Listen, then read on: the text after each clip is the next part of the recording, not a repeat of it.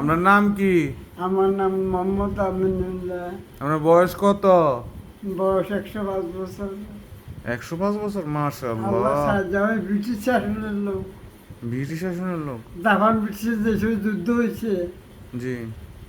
Japan ব্রিটিশরা বাংলাদেশ দখল করছে, জাপানের লোক একটা যুদ্ধ হয়েছে। সে যুদ্ধের সময় আমি বড় ছিলাম। আমরা গতলায় লুকাইতাম। আমি তাদের ইজাবাতকেও দেখছি। আমি পাই পয়সা, পোয়া পয়সা, কাদা পয়সা এগুলি দেখছি।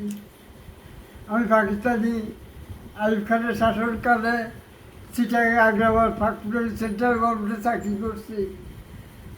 শেখ মুজিবের ভাষা আন্দোলনে চাকরি ছাড়াই দিই মুক্তিযুদ্ধে জয়েন করছি।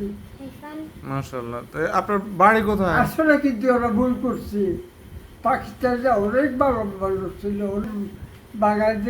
আপনার বাড়ি কোন জায়গায়? বাড়ি বাড়িতে নোয়ারাট। তো এই আমগা এলাকায় তো নোয়ারাট, তোর তো কাছেই।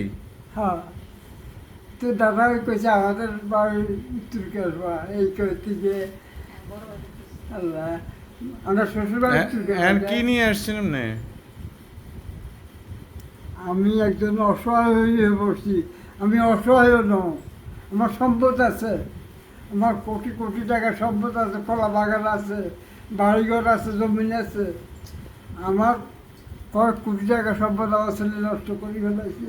আমার এক ছেলে আদর করি, আমি তারা এমএ পর্যন্ত লেখাপড়া করেছি। সে টাকা কাম করি, মানুষ আমার ধরে আপনার ছেলে এই করছে, আমি টাকা দিই। কি নিয়ে আসছেন আপনি? কি নিয়ে আসছেন আপনি? এই নানা ভাই আমি সব কথা কইছি। নানা ভাই আমার বলছে ছেলের বদয়া করি না, ছেলে একটা মানুষ হবে। তার ছেলে এখন জাপান গেছে, সে ইঞ্জিনিয়ারিং পাস করছে, গাড়ি তৈরি হয়েছে, গাড়ি তৈরি কম্পিউটারের উপর ইঞ্জিনিয়ার।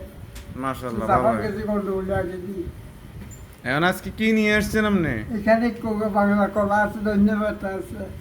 আমি এখন হাঁটি গুটি এগুলি বিক্রি করি, আমি সংসার চালাই। আপনি এই বয়সে কষ্ট আল্লাহ হইতেছে না? সাহায্যে আল্লাহ আমাকে শক্তি দান করছে।